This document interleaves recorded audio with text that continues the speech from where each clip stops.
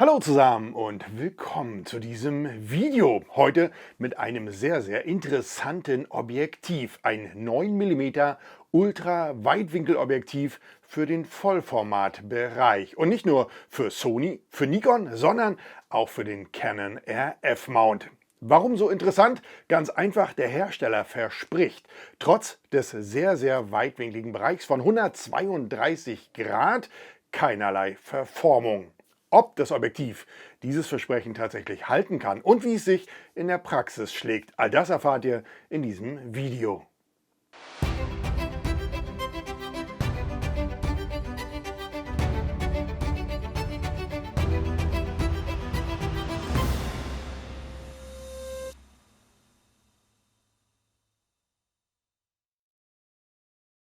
Ein 9 mm Weitwinkelobjektiv für Vollformatkameras geeignet und nicht nur für Nikon, Sony, sondern es wird alle Canon RF-Nutzer freuen für den Canon RF-Mount. Ich habe die Linse angezeigt bekommen in einer Werbung auf Instagram. Da hat das Ganze schon meine Aufmerksamkeit erweckt. Ich war dann auf der Seite des Herstellers und dann wurde es interessant, denn trotz der 9 mm Brennweite, den Sichtfeld von 132 Grad im Querformat verspricht der Hersteller, auch wenn die Linse eine stark gewölbte Frontlinse hat, dass es keinerlei typische Verzeichnungen, wie man sie sonst von einer Fischei-Linse kennt, entstehen sollen in der Kamera. Ja, und da war doch mein Interesse geweckt. Also habe ich mir die Linse mal besorgt und ich hatte sie mit in China. Und welche grandiosen Aufnahmen ich damit machen konnte, das zeige ich euch gleich. Als erstes schauen wir aber mal ganz kurz auf den Werbepartner des heutigen Videos.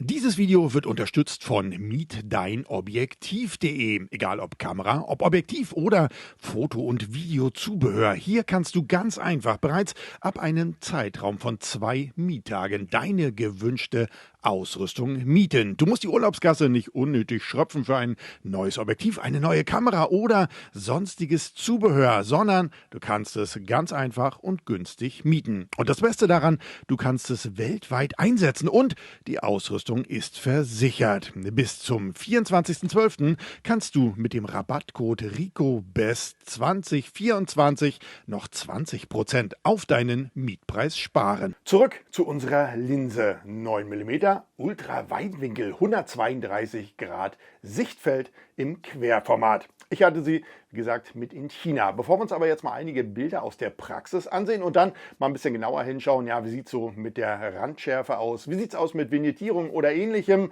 schauen wir uns erstmal die Linse an sich an. Die Linse an sich, ihr seht schon, ziemlich kompakte Bauweise, ist natürlich eine manuelle Linse. Kein Autofokus verbaut, sieht man auch ganz deutlich, wenn wir die Rückkappe abnehmen. Da haben wir den Anschluss in Metall gehalten, aber es fehlen natürlich jegliche Verbindungen. Klar, es ist eine manuelle Linse. Im Lieferumfang enthalten ist natürlich auch der Frontdeckel, der aus Metall. Hier schon die erste kleine Anmerkung von mir. Es passt sehr gut. Allerdings hatte ich auch schon mal die Situation, dass ich die Kappe beim Rausziehen des Objektivs im Rucksack gelassen habe und dann so die Frontlinse quasi entblößt hatte. Ja, sehr unangenehm. Also, okay, da gibt es keine Verriegelung. Könnte man vielleicht nochmal nachsetzen, aber im Grunde guter Schutz. Okay, wir haben zwei entsprechende Einstellräder. Das ist ganz klar. Wir haben einmal das Fokusrad, das uns einen Mindestabstand von 20 cm ermöglicht. Das heißt 20 cm ab dem entsprechenden Sensor. Und das ist schon ziemlich dicht. Da kannst du ziemlich spektakuläre Aufnahmen mitmachen. Bis dann natürlich zum Bereich unendlich. Und der ist schon ziemlich schnell erreicht. Und zwar nach 3 Metern ist dann auch schon irgendwie alles unendlich scharf. Ja, kennt man ja aus dem Ultraweitwinkelbereich. Beim Fokussieren in den entsprechenden Abstand, also hier alles scharf, kann ich euch nur empfehlen, nicht die Linse ganz bis zum Anschlag zu drehen. Ja, kennt ihr von anderen Linsen, kleines Stück zurück, am besten Fokushilfe in der Kamera einschalten und dann wird das Ganze ja farblich markiert. Habt ihr definitiv einen besseren Eindruck, wann ist es wie scharf. Vielleicht auch mal nochmal die Lupe verwenden, dann bekommt ihr auch eine gute Abbildung. Wie gut sie ist, kommen wir ein bisschen später zu. Dann haben wir natürlich den zweiten Ring, das ist der Blendenring. Wir beginnen bei einer Offenblende 5,6 bis geschlossene Blende 22. Offenblende 5,6 ist jetzt nicht das ultralihtstarke Objektiv, das muss man ganz klar dazu sagen. Allerdings, wer nicht unbedingt Lichtstraße ist auch schön, Milchstraße damit fotografieren will, wird viel Freude an dem Objektiv haben. Denn im Grunde belichtet es ja dann ohnehin ein bisschen länger. Vielleicht möchtest du noch einen Lichtzieher mit drin haben oder ähnliches, also kein Problem. Was allerdings ein kleines Problem ist, ist natürlich hier die fest verbraute streulichte Blende, Gegenlichtblende. Die ermöglicht nämlich leider kein Verwenden von Filtern. Das heißt, vorne Filterhalter, ja, passt so nicht rauf. Und ich glaube auch, dass das eher so ein Nischenobjekt ist, wo es Objektiv ist, wo vielleicht nicht jeder Hersteller gleich darauf aufspringt und euch hier einen entsprechenden Filterhalter-Adapter anbieten wird. Aber das weiß auch der Hersteller selber und hat deshalb, und das fällt mir ziemlich gut, eine entsprechende ND-Filter gleich mitgeliefert. Und zwar ist das ein Rundfilter, ein Schraubfilter. Der passt natürlich nicht vorne rauf, sondern wird rückwärtig eingeschraubt. Ja, ich war erst ein bisschen skeptisch, aber ihr Lieben, das Ganze funktioniert so sauber und so einfach. Du kommst hier gut ran, kannst mit 2 Fingern hier das Ganze installieren, hast dann rückwärtig diesen ND-Filter, der übrigens im Lieferumfang mit enthalten ist, mit installiert. Ja, und dann kann es losgehen, zum Beispiel mit einer Langzeitbelichtung. Also hier gut mitgedacht, auch keine Probleme mit der Kamera. Ich habe auch erst gedacht, naja, so Abstand, Sensor und so. Nein, kein Problem. Kannst du gut mit fotografieren. Noch ein paar kleine technische Daten. Wir haben 5 Lamellen verbaut. Das heißt, ja, ungerade Lamellenzahl. Damit haben wir dann 10 entsprechende Blendensterne auf unserem Foto. Die Blendensterne und auch die Fotoqualität, die ist tatsächlich ziemlich besonders und war überraschend gut. Ich blende euch hier mal einige Fotos ein, die ich in China gemacht habe. Ihr seht schon, ein extrem weitwinkliger Bereich auf dem Foto. Und als ich die ersten Fotos gemacht habe, beziehungsweise schon bei einem Blick auf mein Display, bevor ich den Auslöser gedrückt habe, war ich echt geflasht. Denn es ist, so wie der Hersteller verspricht. Es gibt keine typische kissenförmige Verformung, wie wir sie von solchen Weitwinkel-Fischei-Linsen kennen, sondern es ist tatsächlich alles gerade, alles senkrecht, was auch senkrecht sein soll auf dem Foto. Ziemlich genial, ihr habt es auch gesehen, gerade bei Nacht die Fotos, sehr tolle Blendensterne. Es hat mega Spaß gemacht, mit diesem Objektiv zu fotografieren. Jetzt ist es natürlich die Praxis. Viel bei Nacht habe ich natürlich damit fotografiert. Jetzt ist natürlich der Praxiseinsatz in der Regel nicht so gut dazu geeignet, um zu sehen, ja, wie sieht es denn aus, so ein bisschen Randvignettierung vielleicht bei der Offenblende oder wie sieht es denn aus mit der Schärfe? Ja, in der Mitte, okay, am Rand haben wir einen Schärfeabfall und deswegen habe ich nochmal 4 entsprechende Belichtungen gemacht mit unterschiedlichen Blenden. Angefangen 5,6 über Blende 8, dann über Blende 16 bis hin zu Blende 22 und das Ganze natürlich wieder unter kontrollierten Bedingungen, sodass wir uns jetzt mal in Lightroom anschauen können, wie sieht es denn aus mit der Vignettierung und auch der Schärfe? Nicht nur in der Bildmitte, sondern auch an den Bildrändern. Ich habe jetzt also eine Belichtungsreihe von 4 Fotos hier geöffnet. Ich habe 4 unterschiedliche Blendenwerte gewählt. Einmal Blende 5,6, einmal Blende 8, einmal Blende 16 und einmal Blende 22. Jetzt seht ihr schon beim ersten Foto, Blende 5,6, was ist denn da los?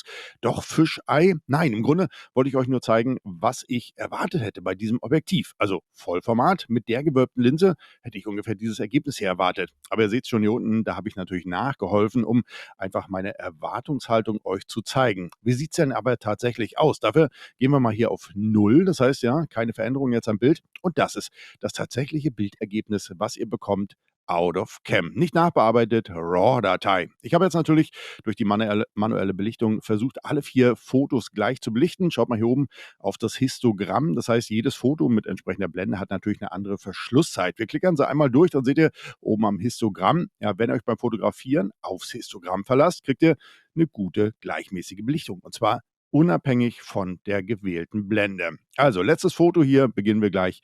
Blende 22. Wir gehen mal in die Bildmitte. Wir haben eine sehr schöne scharfe Abbildung, wobei man hier bei der Abbildungsschärfe natürlich immer sagen muss, da wir ja ein manuelles Objektiv haben, hängt natürlich die Abbildungsleistung, die Schärfe davon ab, wie scharf ihr manuell fokussiert habt. Das heißt definitiv immer die Lupenfunktion mit einschalten, dann entsprechend fokussieren. Ihr habt ja auch Fokushilfen in modernen Kameras, gerade im RF-Bereich, die zeigen euch an, wo ist jetzt anfokussiert. Das heißt, ja, Bildmitte sehr schön scharf. Wir gehen in den Randbereich. Wir gucken mal hier oben links, ja, So ein kleines bisschen, sehen wir es hier, fällt es natürlich ab in der Schärfe. Das ist aber wirklich nur im ganz, ganz äußeren Bildbereich. Und wenn wir mal sehen, wie viel wir tatsächlich hier drauf bekommen aufs Bild, ist das eine klasse Leistung, auch gerade in dem Preissegment. Ja, hier in dem Bereich sieht das schon wieder gut aus. Das ist tatsächlich hier nur die alleräußerste Ecke, wo es hier ein bisschen unscharf ist. Wie sieht es jetzt aus, wenn wir die Blende ein bisschen weiter öffnen? Das heißt, wir gehen jetzt auf Blende 16. Belichtung gleich, habt ihr gesehen. Was mir auch aufgefallen ist, ist, dass jetzt keine Vignette entsteht, je weiter wir die Blende öffnen. Kommen wir aber gleich zu. Also, Blende 16, auch in der Mitte, gleicher Fokuspunkt behalten. Das heißt, nicht nochmal nachfokussiert. Auch hier sehr, sehr schöne, scharfe Abbildungsleistung. Wir gehen mal in die Ränder hier oben. Ja, ähnlich zum alleräußersten Rand. Also wirklich das Alleräußerste hier im Bild. Ihr seht hier oben auch nochmal, fällt die Schärfe so ein bisschen ab. Aber hier nimmt sie schon wieder zu. Ihr seht hier sehr schöne, klar abgebildete Backsteine. Das sieht gut aus. Wir gehen weiter runter auf Blende 8. Auf Blende 8, auch hier gehen wir in die Bildmitte, Tür, sehr schön scharf. Hier oben auch die Fenster, die Konturen der Tür, sehr, sehr schön scharf. Wir gehen mal an die Bildränder. Auch hier, ja, ähnlich. Ich würde schon fast sagen, dass das ein kleines bisschen schärfer ist, dass wir also im Grunde bei Blende 8 hier doch das beste Schärfeergebnis bekommen. Ja, wir gehen nochmal durch, wir gehen nochmal auf 22 und gehen hier auch mal in die Bildecke. Ja, könnte ein bisschen unschärfer sein. Also ich würde sagen, ja, mal hier als Vergleich, ja doch, Blende 8 ist doch noch mal 'n Ticken schärfer. Also bei Blende 8 seid ihr hier gut aufgehoben bis in den Randbereich des Fotos. Wie sieht es jetzt aus bei Offenblende 5,6? Weiter geht es ja nicht zu öffnen. Auch hier Offenblende 5,6, Bildmitte, auch hier die Gläser, sehr, sehr schöne scharfe Abbildung, überhaupt kein Problem. Gehen wir in den oberen linken Bildrand, ja, würde ich schon fast wechseln mal noch mal auf die Blende 8.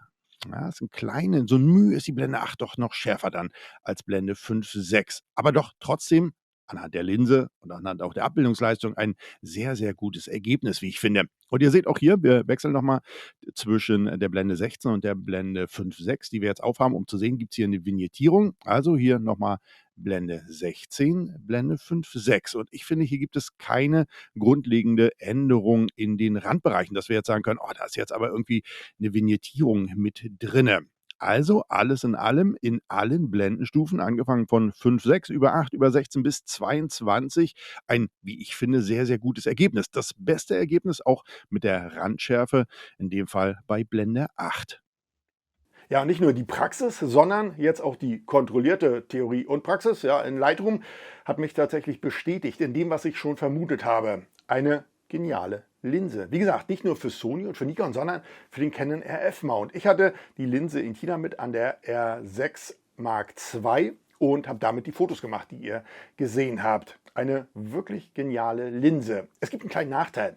Ich habe aktuell noch keinen deutschen Händler gefunden. Und zwar habe ich sie selbst auf der Website des Herstellers gefunden und auch von dort geordert. Lieferzeit gute 8 bis 10, 8, 9 Tage waren es, glaube ich. 9 Tage, bis sie bei mir war. Ich musste keinen Zoll bezahlen.